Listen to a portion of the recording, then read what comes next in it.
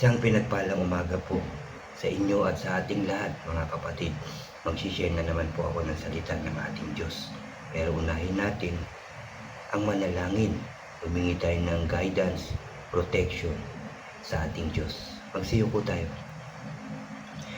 Yes, O God, Father God in heaven, muli kami nagpapasalamat sa iyo dahil binigyan mo na naman kami ng isang napakagandang opportunity ang makinig na naman ng iyong salita, ang makinig na naman ng iyong sasabihin sa amin. Lord, maraming salamat po. And I pray, open our hearts, minds, and understanding, Lord, upang ito'y lubusan naming maunawaan.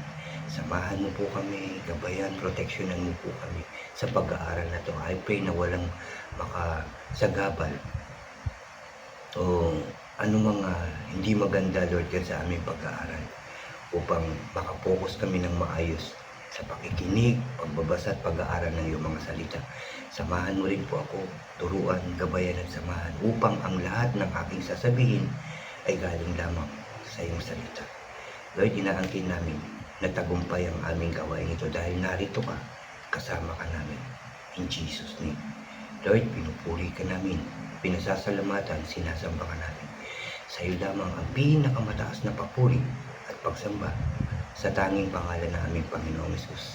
Lahat tayo ay magsabi ng Amen and Amen. At ito po ang aking channel.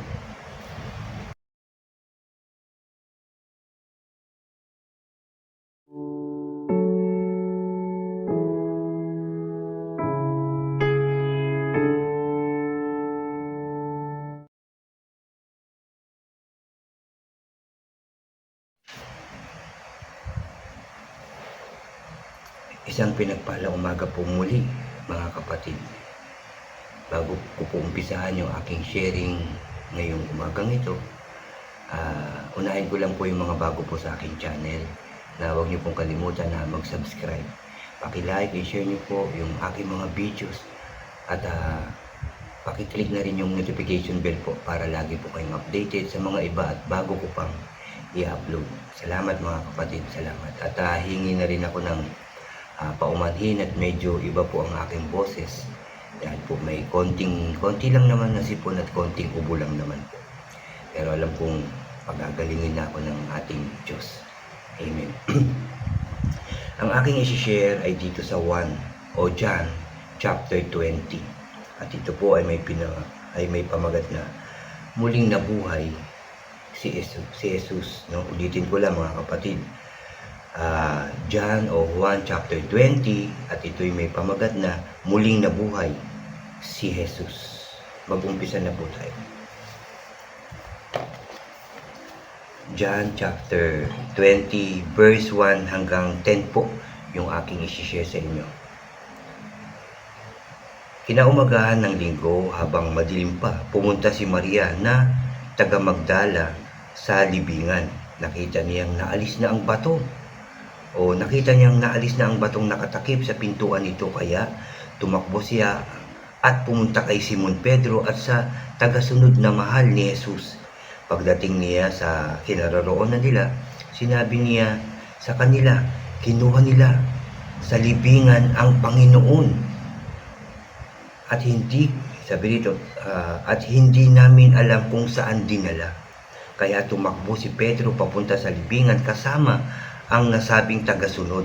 Pareho silang tumakbo pero mas mabilis ang isa kaysa kay Pedro. Kaya nauna itong nakarating sa libingan, yumuko siya at sumilip sa loob ng libingan.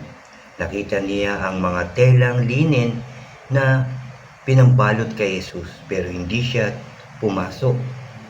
Kasunod naman niya nga dumating si Simon Pedro at pumasok siya sa loob ng libingan.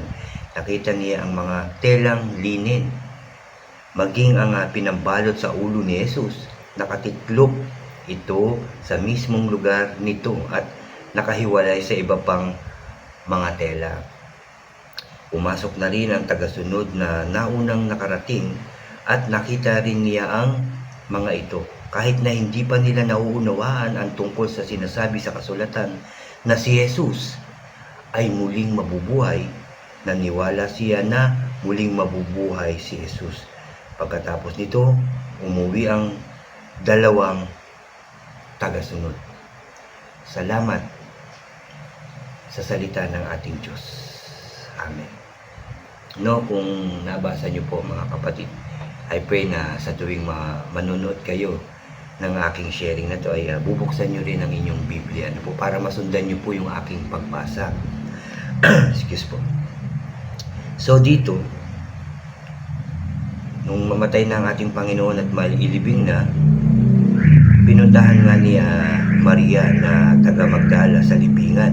Nakita niyang naalis na ang bato. So may malaking bato kasi doon na nakatakip at nakagulong na ito nung makita niya. Nakita niyang naalis ang batong nakatakip sa pintuan nito.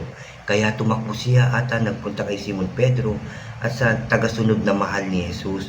Pagdating niya sa kinaroroonan nila, sinabi niya sa kanila, kinuha nila sa libingan ng Panginoon at hindi namin alam kung saan dinala. Kaya tumakbo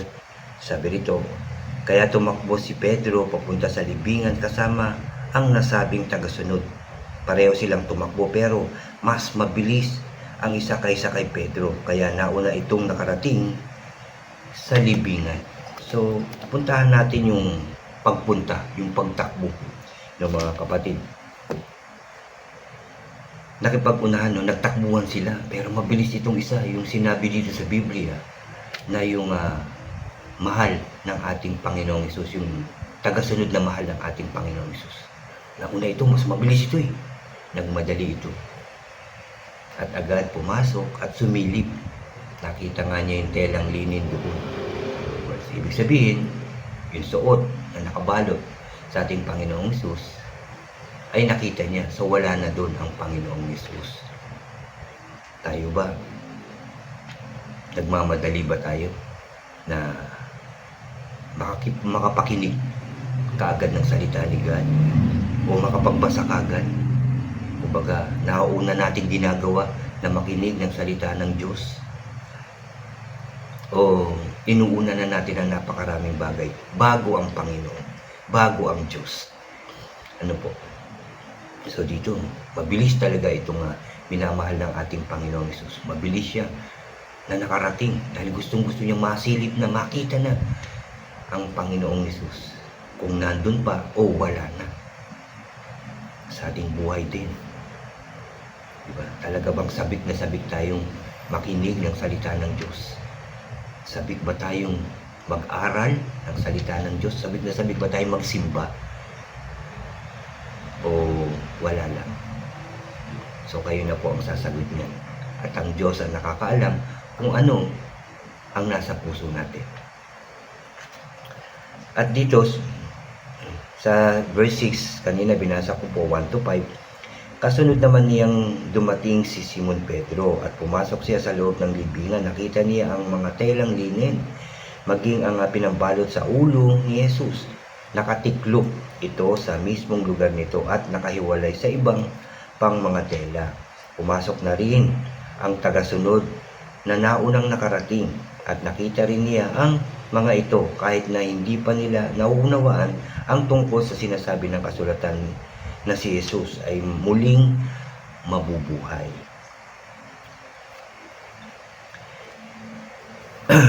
Muling nabuhay ang ating Panginoong Hesus.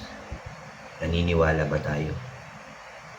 I believe naniniwala tayo na ang Panginoong Hesus ay pumunta dito sa lupa para maghayag ng salita ng kanyang Ama, para ipakita yung kanyang pagmamahal. Siya'y namatay at muling nabuhay. Mga kapatid, yan ang dapat nating panampalatayaan, na buhay na ang ating Panginoong Hesus. At sabi sa last part, mga kapatid, pagkatapos nito, umuwi ang balikan ko po ito. Pumasok na rin ang tagasunod na naunang nakarating at nakita rin niya ang mga ito kahit na hindi pa nila naunawaan ang tungkol sa sinasabi ng kasulatan na si Jesus ay muling mabubuhay. Naniwala siya na muling nabuhay si Jesus. Pagkatapos nito, umuwi ang dalawang tagasunod. Ang tanong ko nga kanina, naniwala ba tayo? Nung makita nila at makita nitong minamahal ng ating Panginoong Hesus, na sumilip kasi siya, na wala na nga doon. Nakita na lang nila yung tela.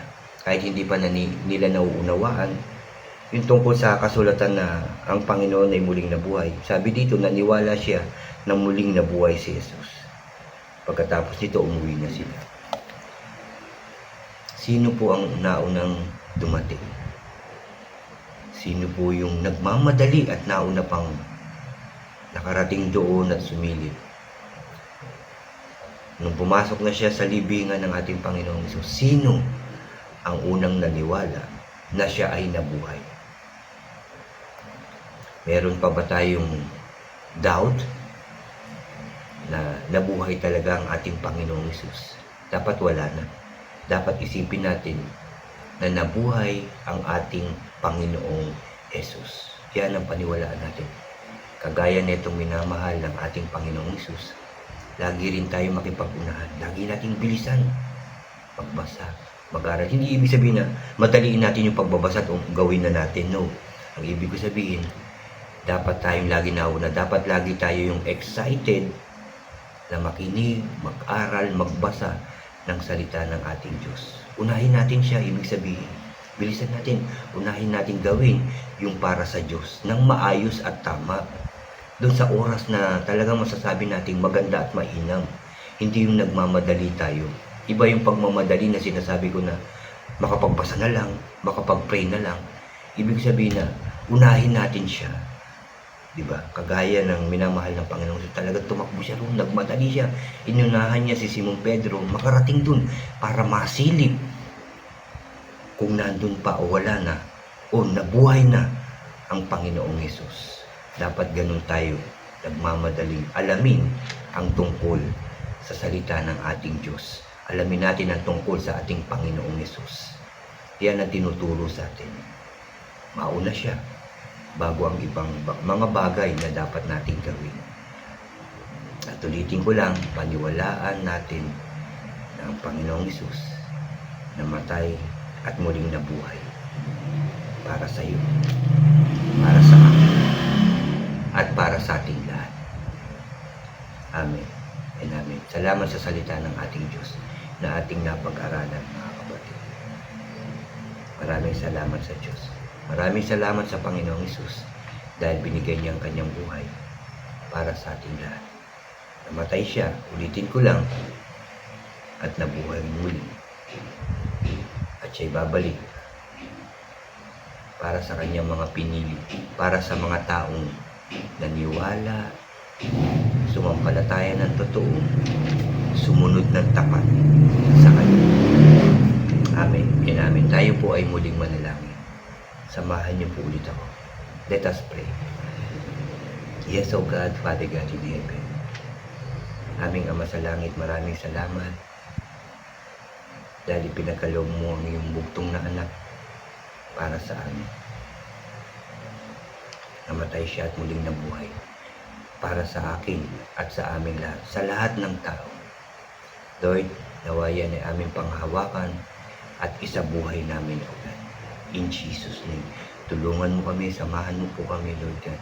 Proteksyonan mo po kami upang ang lahat ng aming nababasa na iyong salita ay aming maisabuhay at magamit namin sa aming pamumuhay at ito ay ma-share namin sa lahat ng tao.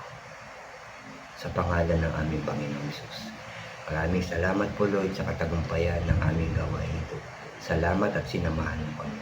Salamat sa lahat, O Diyos, dahil ang lahat ng bagay ay galing sa iyo at kaya mo itong ibigay sa lahat ng taong naniniwala, sumasampalataya sa iyo, dahil walang imposible sa iyo, O Diyos. Kaya Lord, salamat, salamat, salamat sa iyong pag-ibig na hindi nagbabago sa lahat ng tao. Thank you for everything, Lord God.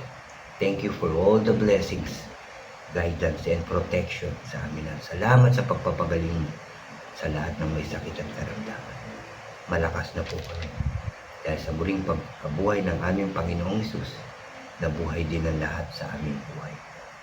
Thank you, Lord, yung aming pag-asay na buhay. Salamat po. Salamat po. Salamat po. Pinupuri ka namin, pinasasalamatan, sinasamba ka namin. Sa tanging pangalan ng aming Panginoong Hesus, lahat tayo ay magsabi ng Amen and Amen. Amen po. Amen. Salamat sa salita ng Diyos. Salamat at nakinig ang Diyos. Salamat at nandito ang Diyos. Salamat. Tinugon na ng Diyos ang ating panalangin. God bless po sa inyong lahat. At God bless po sa ating lahat.